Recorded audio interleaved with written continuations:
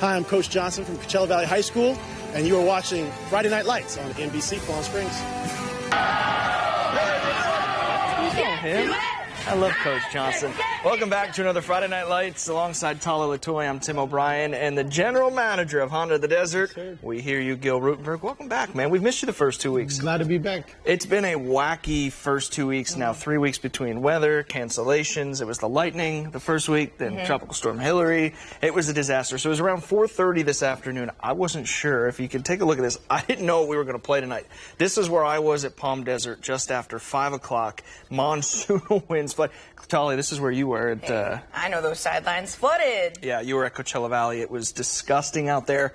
They were the only game to actually cancel it off. There's Coach Johnson just manning up, getting out there, checking out the field. But they were the ones to cancel tonight. We'll have more on that coming up in just a bit. But the conditions were rough out there today. Looks bad.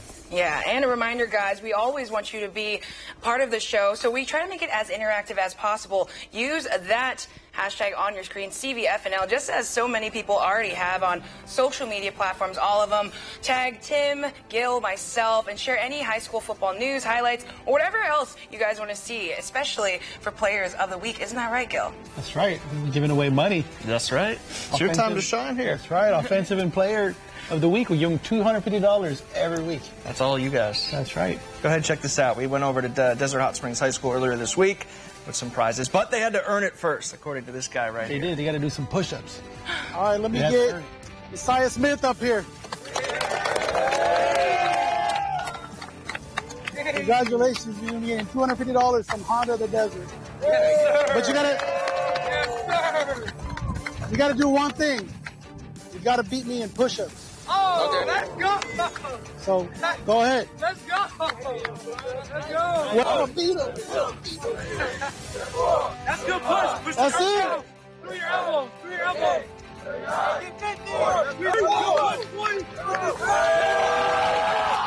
How about your Defensive Player of the Week? Where's Jameer Broach? Are you going to do 53 push-ups? One more. Fly now. Fly now. One more. Fly now. Fly now. Here we go.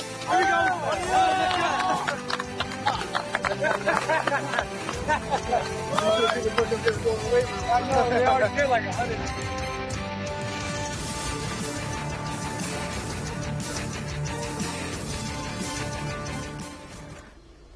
Wow, Gil, did you get him again with that one more? With your one more trick? I did one more. I had to beat him. 53 push-ups he did. That's impressive. Hey. Messiah Smith. Yeah, and they were good push-ups all the way down. Yeah. Jameer, we'll work on him a little bit. But you know what? When you're 3-0, we'll get to that in a minute. You can do whatever you want.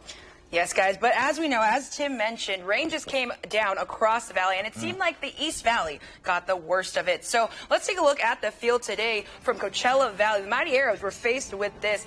Looks like a massive pool out there. It was tough out there for these guys.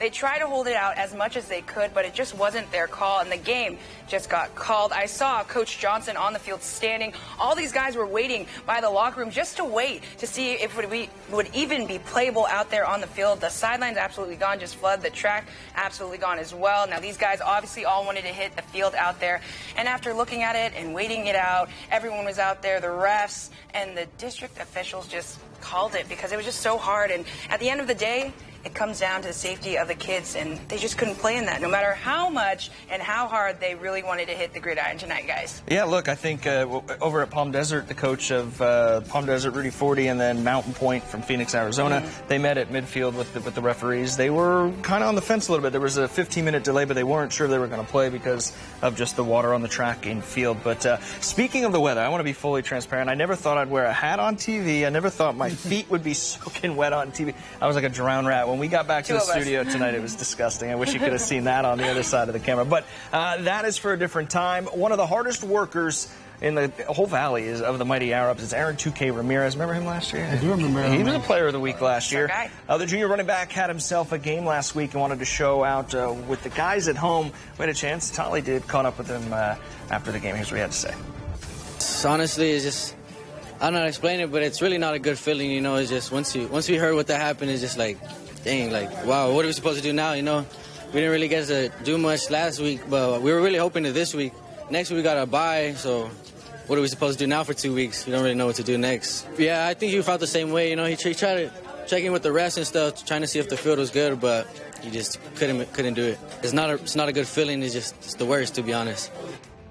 They'll be stronger because of it, though. They'll get a couple extra weeks of practice. That's a team we don't have to worry about. What did you just call them? AK 2K? 2K.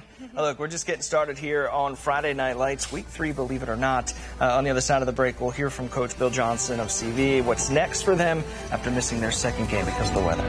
Plus, we were inside the locker rooms over on the East Valley at Indio High. After the break, we'll give you a feel of what it's like to beat a Raja at halftime, all behind Coach Hayes. All that right after the break. Hey, hey, Rajas, you know the name. Hey, hey, Rajas, let's win this game. I'm Coach Hayes with Indio Football. You're watching Friday Night Lights on NBC Palm Springs. I appreciate you, Coach Hayes. Class act. That's your boy, Indio Raja, Coach Daniel Hayes. He and his guys started the year 0-2. They were fighting to add to the win column. They've got to get on track. It's ahead of league play. They want to get a little bit of get some momentum going before they get into where the schedule counts. But Coach Hayes in action at the halftime tonight. Check this out. Yeah, I'm not about to scream. All I'm going to say is everything they're doing is not what we practiced all week. Let's go. Has anybody seen anything different that we have not practiced? No. So I am having a hard time understanding why we are having a hard time executing. All of a sudden the room goes silent. Because there's no excuse. None whatsoever. There's no excuse. Are you covered? So why we can't get to the next level? There's the 3 sec always cuts in and you. Okay, so why we can't get back to the ball and just run the play? We can't even get lined up. What do we say all week? That they take forever to what? So what do we need to do? So what happened? It ain't nothing about this team that tells me we can't do it tonight. Absolutely nothing about it. At the end of the day, Jordan, what I tell you, why did we win that championship when I played? If we do not play gap control football, that's what happens. They find creases. So if he's pitching, where's he pitching to? Straight to you, correct? So what should we be doing with him? Learning is occurring, is it not? He's pitching straight to you. I told y'all, this is the last chance you get to win a preseason game. You got to make a decision.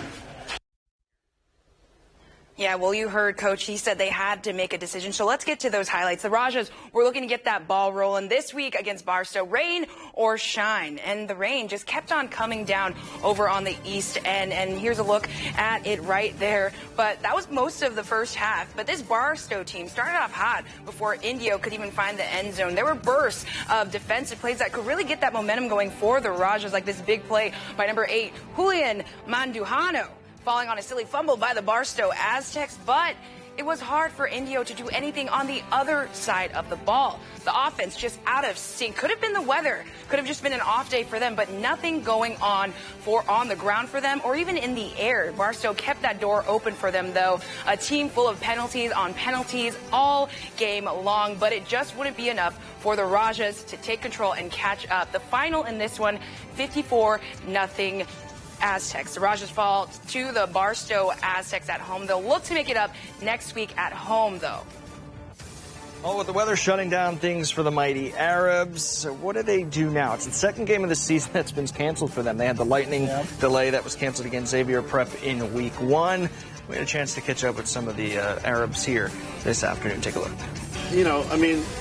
There's a chain of command when it comes to this type of thing, and the district made the decision and, spoke to the white hat. And at the end of the day, that's the final word is those at the district office and the cabinet, the assistant superintendents that felt that they had an assessment of the situation and they made the call. Ultimately, the objective is safety for the players. And that's from our players and from the players that came in from San Jacinto. It's tough on the kids. They worked very hard to get just 10 games. And so now you have 2 already canceled. You're dealing with some frustrated emotions, and they're real emotions. And I feel for the kids. They worked extremely hard to get to this point, and they worked through the heat. This week we had a heat wave, and we're still trying to work through it the best that we could while making modifications for their safety in those situations. And you get to the game and you can't play it. So that's tough. Our objective is to, replace at least one of these missing games. So not only just because, we want to play, but we also need the reps. This is preseason before league, and the reason for this is so we can get ready to compete in our league. Yeah, well, that's tough for Coach Johnson and the Mighty Arrows, but we're just getting started right here on Friday Night Lights. We're so excited to keep the ball rolling tonight. We had eyes over at the Palm Springs Indians game where they hit the road to Rialto. We'll have the highlights up after this. And still ahead, the Xavier Prep Saints at home. Weather didn't stop the game, even though it did try just before the half when an absolute monsoon fell on us at Palm Desert. We'll have highlights of that coming up next.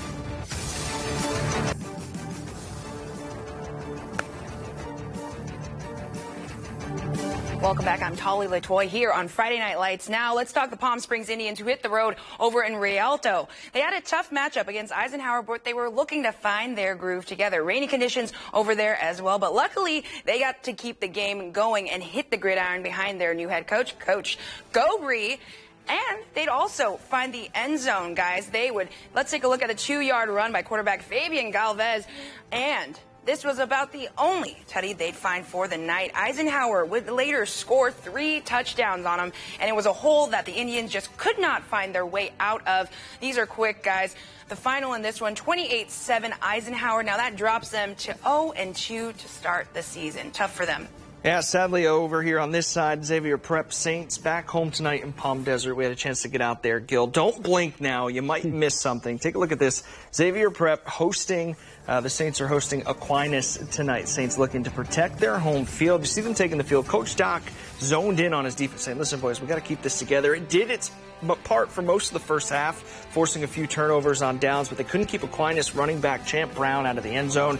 Brown, only a freshman, Gil, 14 years old, kid running like a deer out there. Yep. Falcons would go into the half up 8-0. Now Xavier will stay home and host Notre Dame out of Riverside next week. They would end up losing 24-7. Thursday night, last night, even tonight, not the best night, Gil, for our Valley teams. Yeah, just a tough night overall, but still ahead, guys. Coming up on Friday Night Lights, we have highlights and a recap of all the action across the Valley yesterday and today. Palm Desert at home. We have the Aztecs home opener coming up after the break. We'll be right back. All right, welcome back. Palm Desert Aztecs looking for their first win of the season under new head coach Rudy Forty. They might have to wait another week. Mountain Point Pride out of Phoenix are the real deal. They scored early and often in the first half. You see the Aztecs making there was a cool vibe out there in Aztec Stadium tonight. From entrance to the coin toss, I think they were just ready to play, even though with the 15-minute delay. First quarter, Zeke Rodriguez. He takes the handoff, takes it to the outside. Quick little nifty move, cuts back in. He's in there for a quick 6. And I talk about running like a deer out there. Add Zeke to the list as well. Later in the quarter, you got Robert Noor. He takes the snap, finds Javier Jones, comes across the middle, which is dangerous at the high school level because you just never know what's going to happen. Touchdown, 13-0 to the Pride. Keep it moving. Noor again steps back, throws an out. Watch his dime. Just hits Rodriguez again from a running back. Bang into the end zone. They were up 31-0 at one point. Palm Desert would score twice towards the end, but not enough. Pride win 31-15. Palm Desert will host a real tough Yucaipa team who I saw last night at Shadow Hills. Good luck to the Palm Desert Aztecs, for sure. Yeah, well, we also had some Thursday Night Lights action as well. Something we'll definitely be seeing a lot of, Tim, with the shortage of refs. But let's talk about the La Quinta Blackhawks. A big season last year, and they're looking to capitalize this time around. But it was a hot and humid day on the east end of the valley. Blackhawks were looking to capitalize on what they had last week against Heritage, and they had one weapon they didn't have, and that was Aiden Nsabuga, the running back that was out against Heritage, but was more than ready to hit the field. There you see him there. The Blackhawks came out hot first to strike to get on the board with this one right here, 4-4 Lorenzo Herrera taking it up the middle and to the house. They go for 2 and get denied, though. So it's going to be 6-0 Blackhawks. But the Mustangs are quick to answer, and we all know about those beasts in the backfield. This is a look at Dylan Riley, though, coming up. Going to be swerving through some LQ traffic, and he'll use his super speed to get to the end zone. The Mustangs take the lead at 7-6. And then after this, guys, it was basically the Mustang show. And Sabugo also had to hop off the field, quite literally, leaving the game early after rolling his ankle. Rancho Verde capitalizing on the small mistakes by the Blackhawks as well. And the Mustangs would just gain that momentum that the Blackhawks were looking for and just not let up. The final in this one was 40-13 Mustangs. Just tough out there for them, you know? Yeah, it wasn't a good 2 nights here for the Valley teams. Let's take a look at the scoreboard real fast. We'll take a look across the Desert Valley. Yucca Valley falls to Valley View. Our boys, DHS, every time you show up, Gil, with the money, what happens? They win. Yeah, that's it. Plain and simple. The Eagles 3-0. You can see the rest of the scores. Good for Cat City. 2 wins on the season, 37-0. And then flip it on over to the Desert Empire League. Shadow Hills goes down, Palm Desert goes down, Rancho down, and so on and so forth. But league play's coming, so we're going to get some wins around here. Yeah, I mean, people are going to, get it together soon enough. That's what Coach Hayes was also talking about. This is like a preseason for them to get ready for league. That's what they want. 20 seconds left or so. Quickly, your jersey. September is important month. September is important. Going gold for childhood cancer awareness. So every Friday we wear these to the store. So good. Team Olivia, remember that as well. The 3 of us will be back here next Friday night. See you then. Hey!